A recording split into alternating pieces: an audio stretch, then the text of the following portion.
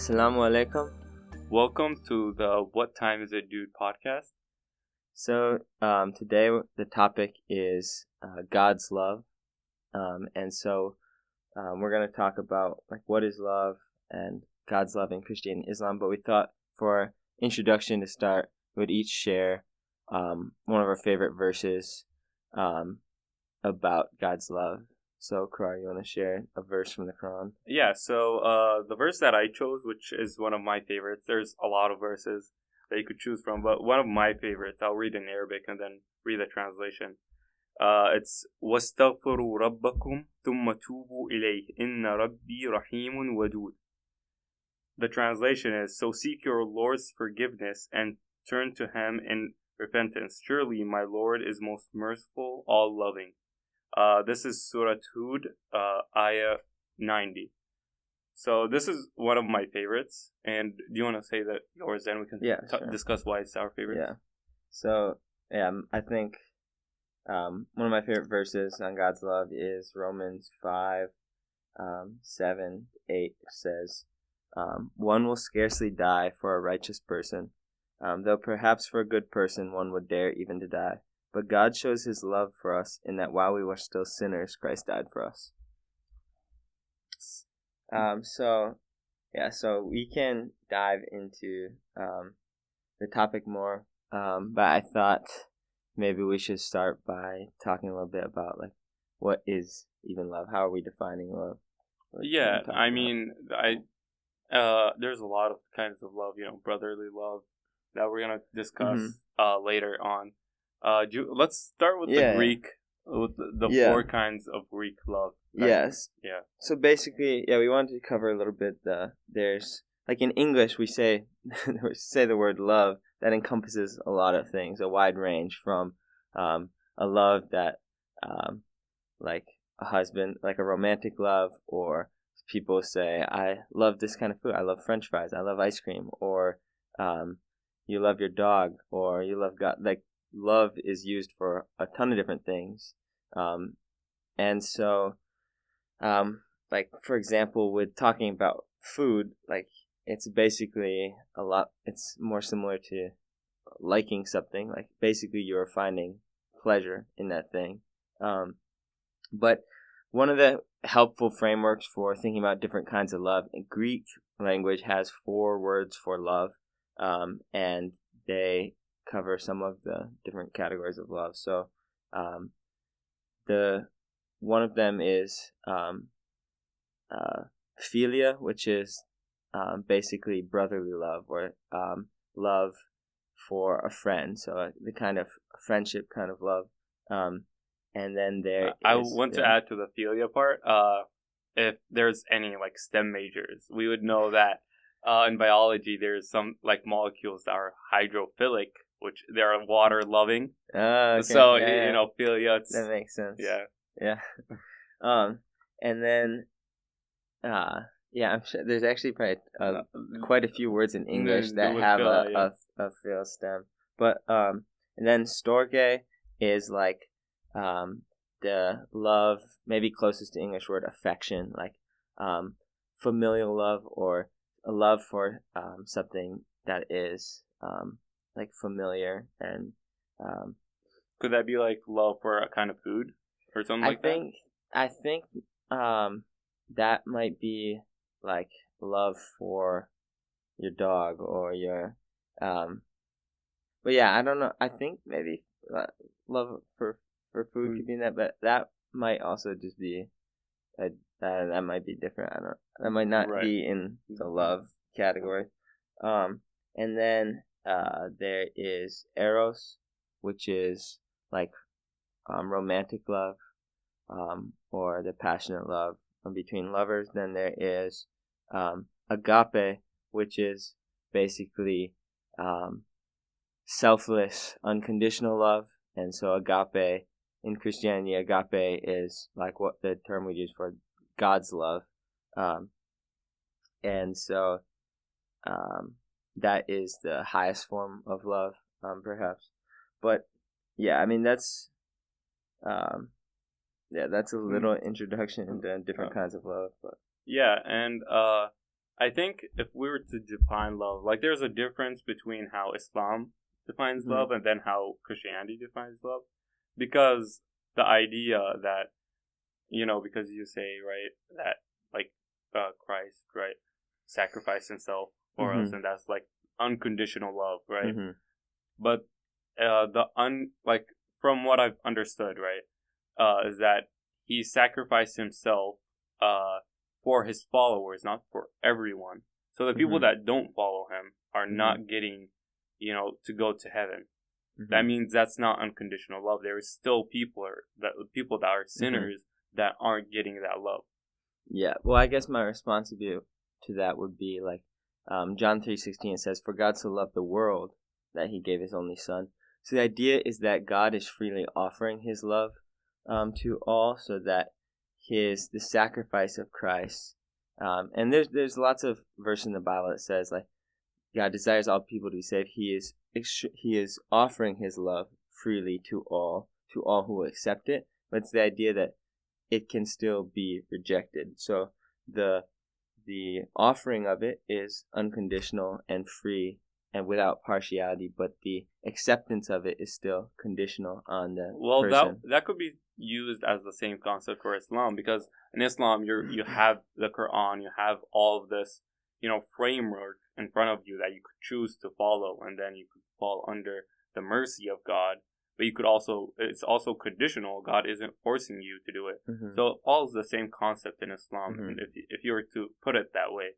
Mm-hmm. So I think like in terms of Christianity, I don't think that love would be as central, like as a big difference between Islam and Christianity. I don't think that would be a huge difference, just because it's very like similar between the idea. It's just the way that it's framed, it's different, but it's in the core of it, it's just the same concept. Don't you agree?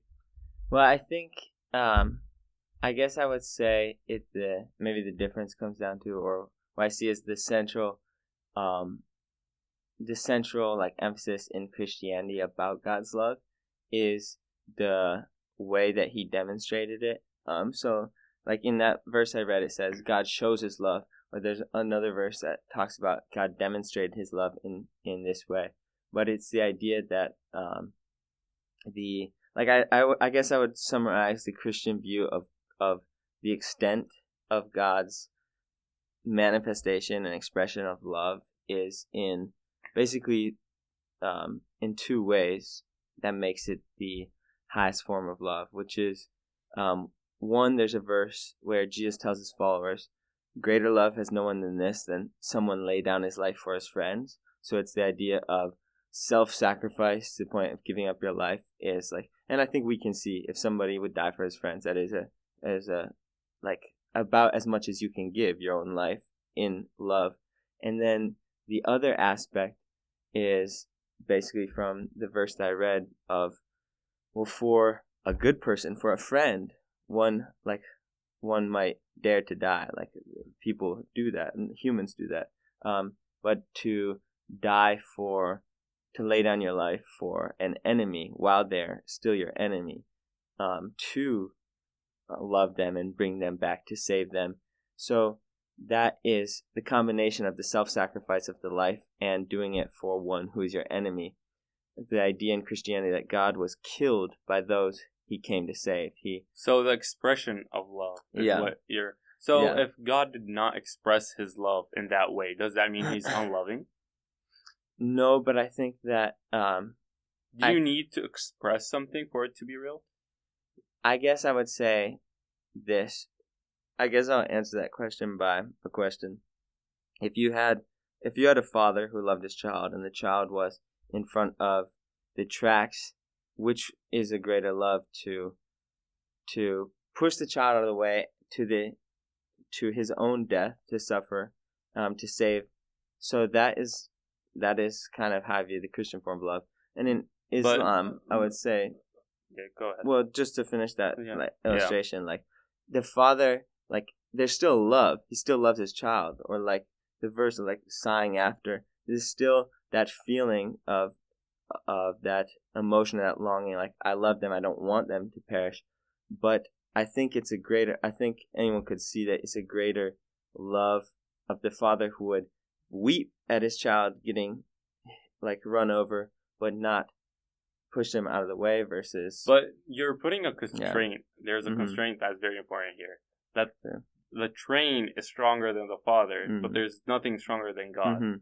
So that constraint would Sure. make your, argument more, Right. But the idea I is, see what you're saying. that God in Islam, right?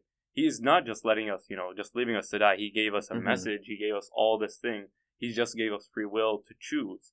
If we don't have the free will, to choose, then, that's like, but if we chose to put ourselves in front of the Mhm. train track, God has promised us that He gave us free will, that he's not going to stop us from, because He can't stop the train whenever He wants. Mhm. He just gave us the option that whenever what kind of love forces someone like against their free will? That's not, Mhm. free will, or that's not love, Mhm. unconditional love. Mhm. Yeah. So basically, you're saying the difference is that No, I it's would not say unnecessary. Like that no. is. I would say that Christianity is also saying the same thing. It's Mhm. also saying that God is greater than the train. He could stop the train. Mhm. He could save the child, but He also gave free will, and that is to choose between following Christ, as Christianity forms it, following Christ and being saved. So what I'm saying is we're similar in this department. I'm Mhm. saying that we don't have a difference. Mhm. We both believe that there's a central message that once you follow, you're being saved. But once you go past that and stop believing in that, the message is different. You believe in Mhm. Christ. I Mhm. believe, in the Quran, following the teachings, right? Yeah. But centrally, it's the same idea. And Mhm. God's love is the same in both. It's both unconditional. Mhm. Yeah. I guess I just and I see what you're saying. I agree with the idea that it's like I agree with the points you point out, similarity, but I think that it's you can't get past the difference of the action or the expression, because I know what you're saying. It doesn't have to, like, an action isn't the only thing that validates the existence of the thing, but I would say that. But the reason that Yeah. I invalidate that part, the Mhm. action, is because I don't believe that Yeah. Jesus is the Son of God, Mhm. nor is He, God. So that part of my invalidation of the argument, would set us different. But otherwise, it's like if we consider Jesus Christ as, the expression that was formed, Mhm. right? And take the expression that God formed in Islam, and we Mhm. compare them without looking if this one's right or this one's wrong. Mhm. It's the same form of expression. They're both doing the same Mhm. thing. The only difference is you believe that God sacrificed Himself, Mhm. right? Which you consider, but I do not believe in that. Because Yeah. if that was, then you would be right, but I don't Mhm. believe in that, Right. specific part. Yeah, and that's why, like, because I'm taking it because Jesus said, "There's greater love has no one than this, that someone laid down his life for his friends." And then in the next verse, like in the same breath, he says, "And you guys, I don't call you servants, I call you friends." And so he's saying, like, I'm doing this, so the only way for, I guess, I could concede that point would be to concede, like, to deny what Jesus is saying there, which is that is the greatest love is the self-sacrifice. As I think that, yeah, so I think that is, like, kind of core to Jesus' message. I think if we continue on this, we're Yeah. going to go on Yeah, you're right, tangent you're right, to, you're right. Trinity and then the Son. Yes. We're going to go, on a Yes. very... So I think if we define, more specifically the verses that we Mhm. chose, Mhm. and that was, part of what I just remembered when Sure. you say that Jesus says, "You're my friends, you're Mhm. you're my servants."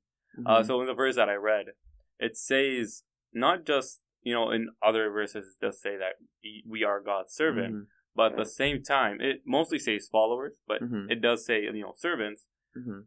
But in that verse it says God al-Wadud. The meaning of al-Wadud is, in direct translation, is all loving. But in, if we were to consider it, because I've always mentioned that Arabic, Mhm. when you translate it to English, it loses a lot of the beauty that the word has, Mhm. like most languages. And the the thing about al-wadud, it doesn't mean just all loving. It's like when someone tries to get closer to you, like as a friend, like as a very, very close. And the ayah, the verse that I read, right, it was saying that if you ask for forgiveness, that means sinners, God will get close to you, right? So it's not just putting a relationship of servant and God. He's al-wadud, and then there's also verses where where God mentions that Abraham, right, is God's friend, like his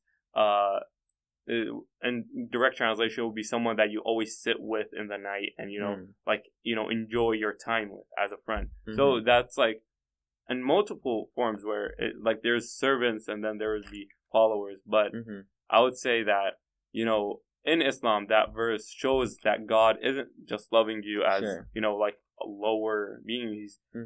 He's loves you unconditionally, and he tries to get close to you before you get close to him. Yeah, it makes sense. Yeah, and I would say that's similarly in Christianity, the idea of kind of the I guess as God created us in His image and gave us a will, He gave us that dignity to love and enter into a freely given relationship of loving, and it talks about in the terms of friendship, one of the big images in the Bible is the description of Christ and His bride, the church. So even the description of the marriage, because essentially marriage is a covenant established by God. It's a covenant of making a promise, not based on temporary fleeting emotions or feeling, but a promise to give yourself to that person and to seek their good, that kind of love. And so marriage is one of the main illustrations in the Bible of God and His people, of Christ and His church. And then the love between a father and his children is the other one. And Psalm 103, it talks about as a father shows compassion to his children, so the Lord shows compassion to those who fear Him. So it's the compassion of a father is another. So there's I would say those three kind of relationships maybe that we see in human life are all they all point to the kind of relationship of love of God as our Father and as us as His children, and then as Psalm 25, the friendship of the Lord is for those who fear Him. Friendship, or Jesus telling His disciples that they're His friends, and then ultimately the marriage covenant of Christ and the church, which in the New Testament Paul basically says explicitly that marriage is supposed to reflect that. That's the main ultimate reality that marriage is pointing to. And so I think we could this is a good part where how can we show we know that God shows His love to us, not just through simple things that we live through, the air that we breathe, the world that we have, all of these loving attributes that He shows us every day, right? What are ways for us to love Him, right, to show our love to Him? Yeah, that's a great question. Yeah, I think this is where it's interesting too in talking about. So I've read a little bit of the Four Loves by C.S. Lewis, which is where the Greek stuff comes from. But he also talks about the difference of need love and gift love, and he talks about how God's love is gift love. So he talks about a child running to its mother when it's afraid. That's a need love, and that's not a bad thing. But there's a clear relation dependency dynamic in the relationship, and obviously that's not ever God's love towards us is never a need love, but we have need love for God. So we both love him and come to him as a savior and to like help us. But it also goes beyond that too, where I think God, like I believe in Christianity talks about God gives us his spirit, puts his love in us. And when Jesus is praying in John 17, he says, basically, make them love you as, like, put your love for me in them for you. So, like, he's basically saying, put your own, like, the divine love into us. So I think we also, by the gift of God's love to us, can also have a kind of that agape or that gift love as well to God. For Islam, it's very similar to that, where you mentioned, the need. Imam Ali, who's the cousin of Muhammad, right? I've mentioned this a couple of times. He has a hadith where he says there's 3 types of love. There is the love of a servant, someone that is just afraid of hell, and which is also, you can say, it's a kind of need love, where he's loving God because he is in fear of hell. And then there's the businessman who just wants heaven, so he's in need of the riches of heaven. And then the third type is the best, because while all 3 are valid forms of love, the greatest type is one that found God's love and appreciated God's love, and that's why he followed him, because he found him the greatest love. He's the great, he's giving you the greatest love, so you must give back the greatest love that you have, not for fear of hell or heaven. It's just because of your love to him, which I think that's what you're talking about. It's like just because it is worthy. It's just of that. It's just kinda, worthy. Which I think that kind of gets to like what this is maybe a slightly different topic, but I think that gets to the heart of like what worship is, kind of. It's the love of something for its own worth, not necessarily because like there's not what you could get out of it. Yeah, exactly. And so it's the value or the worth is in your perceiving that worth in the object. Right. Do you think doing good deeds shows God's love? Us doing good deeds shows God's love? Yeah, well, I think that yes, I think that there is like a necessary the Bible's very clear about that correlation between and like sequence of God loves us and we love God. That vertical love always, if that's a real genuine vertical love, it always expresses itself horizontally. That's what the letter of 1 John is all about. That it basically says like, because God loved us, we ought to love one each other. And it basically says this is the mark of if somebody knows God, because God, it says, God is love, and if somebody knows God's love, they will love each other. And so it says, like, basically, you can't have a genuine vertical love without that transitioning to a horizontal love. Can love include punishment? I think so, because I think like when you think of a father disciplining his child. Yeah, I do agree with that. Where it's also connected to the episode 2 where we talked about the suffering, which is also part of God's love, in our life. And I obviously believe that good deeds it's like God, trying to, because you love, when you love someone and when you love that person and you have a lot of in common with them, like, with a wife and a husband, you have a lot of in common, which makes you, such a, great family, right? So with God is perfect. He's good. All the good deeds, originates from him. So as someone that loves God, right, I'm gonna, take that relationship and try to be have in common with God as I can in my life. Right. As, that to makes be me, like him. To be like him, it makes me closer. Yes. It makes me closer to God, which is why in Islam it emphasizes good deeds. Mm-hmm. It also says that good deeds will make you love God more. Because when you do good deeds, you realize the love of God more. Because after all, when you do good deeds, it's not actually you. It's God using you as a way to do, good in the world, right? Mm-hmm. So the reason God, it's like, it is a measure, the amount of good deeds that you do it's a measure of how much you love God. I mean, you could sit in a cave and just not do anything and just love God, but how much are you actually, loving God if you're not, projecting His attributes to the world?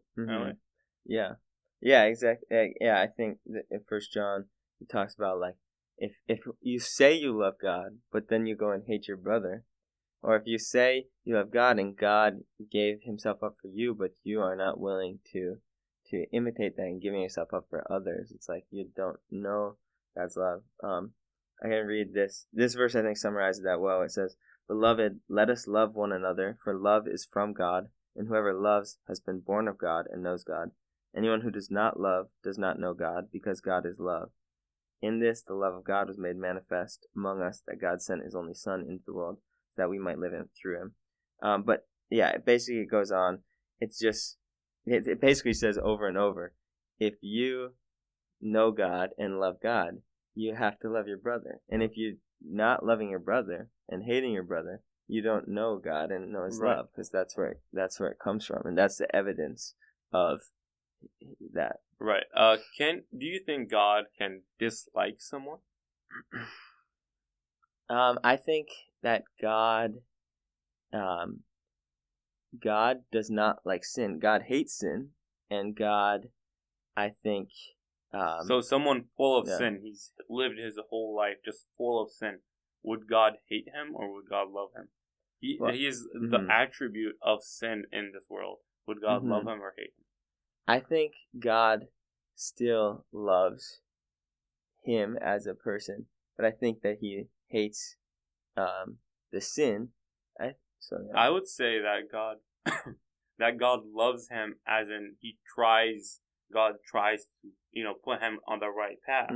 But that does not mean there won't be consequences to all the sin that is being And I think it's actually very important to clarify that, because it doesn't mean, I think it can turn into a way of, like what I said could turn into a way of saying, well, God doesn't love the actions, but He's still overall just approving and affirming of that person. But the Bible is clear that those who reject God and live that sin isn't coming from nowhere. They're in a posture of dishonoring God and doing evil, committing evil, and it is very clear their heart is evil, and God hates that evil heart. God is not, He's not just kind of approving or affirming everything about who that person is, but it's the idea that He is still He's not hating them in a sense of just completely giving them chance up on them. But He does hate that state that they're in. Right. I think an important thing in Islam, there is so Yazid is the Khalifa, the second Umayyad Khalifa. So he's the son of Muawiyah, right? So Yazid is the one who, we're gonna make a whole other episode just explaining this, but he is the reason, the one who ordered the killing of the grandson of Muhammad, which the Prophet Muhammad, which is Imam Hussein. So, long story short, Imam Hussein's sister and his son, when they go to Yazid, because they take them as prisoners to Yazid and whatever, so Yazid, says, "Oh, I regret, ordering the death of Hussein. Is there a way for me to atone for my sins?" So the son of Hussein gives him, he tells him, "You do this prayer, you do these good deeds, and then God will forgive you. You will be forgiven for what you did." which is in Islam, it's in Shia Islam, it's probably considered the biggest sin. You know, the death of Hussein is probably considered the biggest sin, right? But there was still a path for him to come back. But he died and he never got the chance to ever do that. He died years later. He just chose to never do it. So God did give him the option. He just never followed, to actually try and correct himself. Yeah, which is like really important too. That even however much of a horrible sinner you are, that just full of sin, God always gives you that path that leads you right to Him. Yeah, I think that's one. This topic of God's love, there's a way that I think our current modern culture tends to talk about it, either a more I guess, within secular culture and amongst non-Christians, or even within some more liberalized, I guess, not politically speaking, but in terms of theologically, view of God's love, where it's kind of defined almost as just this general sentimentality and positive feeling towards basically total affirmation of everything about humanity. But it's that's impossible to assert from the Bible with how it talks about God's holiness, because he never compromises his holiness for so he loves, and he offered himself to the extent, gave his own life to redeem people, to make people holy, to bring them back, to give them his love and make them be like him, all that we've talked about. But that doesn't mean, kind of like we talked about with a father and a child, if truly loving somebody means truly wanting what's good for them, and what's good for people is to know God, to be like God, and to love holiness, and to love somebody. I mean, we talked about this, I think, in last week, but it doesn't just mean this affirmation of if a father just basically said whatever their child wanted to do, he just was yeah, that's great. I'm supporting you in everything. Which is also important when you affirm your kid, right? And you're a father, you're affirming father or mother, and you're affirming whatever they were doing, right? And you're creating this spoiled child that doesn't understand anything. You're making this form that is ready to just go out there and do evil, right? So God affirms and doesn't have any consequences for those sinners, right? He's just making this model where everyone is out there, everyone is just sinners. It just that's also part of God's love to our community and race as humans as a whole, where he makes sure to to produce the best kind of human beings that are more aligned with good than bad and sin. I think that's one of the part where God doesn't just spoil us and gives us whatever we want. He lets us work for it. He lets us suffer, feel bad, feel all these emotions that we have, which we consider bad, but they're just building character in a way, just so that later on when we have realized God's love, we are actually showing it to others. We're using it to help others that are within the situation that you were with and you're helping them to realize God's love. And I think that's really important, where God isn't just looking at the individual, he's looking at the whole community. And his love is not just just for you individually. It's because God sees the future. He's outside of time. He knows this action will lead to this. So he knows perfectly what's going to happen. And that's why a lot of stuff happens as unfavorable, which we talked about in the last episode. But yeah, just to add to that, just on the topic of of how we can see clearly that this just total affirmation of everything about somebody isn't true love. I think you can see that really clearly in that's a kind of passivity that is actually indicative of something's off with that relation. It's not true love, because if you take the example of a marriage, if a spouse was completely just unconcerned or indifferent that their wife or husband was like having an affair or cheating or being unfaithful. Right. That would not be. That like, wouldn't that be would, love. That would They be don't- indicative yeah. that it's not. There's not no love. love Yeah. there, and I think that's what's so crazy about, like, in the Old Testament, in a lot of the prophets, it's describing always this, using the illustration of God and his people Israel at that time, and it's talking about, like, it actually talks about him, like, his jealous love, his love like that, and not jealous as in like the human sinful jealousy, but that zeal for his people.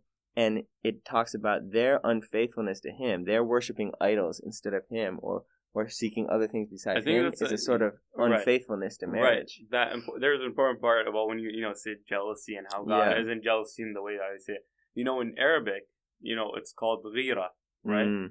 And that's why I always say that Arabic's better. It's like the premium version of English is better because ghira, which means jealousy if you directly translate it, but when you use it in itself, it means what you just said. It can also mean like protective jealousy, and it's not toxic or bad for the person. It's actually appropriate. It's what is needed in that situation, right?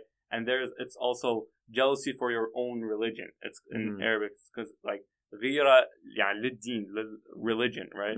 That means when you see something wrong, right, you try to help someone go follow your religion, which is what we consider jealousy for God, because you want people to follow God. Yeah, that's the same concept. Yeah, and a lack of that kind of positive jealousy would be indicative of a lack of true love. Exactly. Yeah. Exactly. I think we can wrap up this one. What do you think our next episode will be about? So I think we're gonna try to do like objections topic, and then next some random topic. It was like objections on religion generally, and then our belief, Christianity and stuff. And then a random topic. So next one would be a random topic.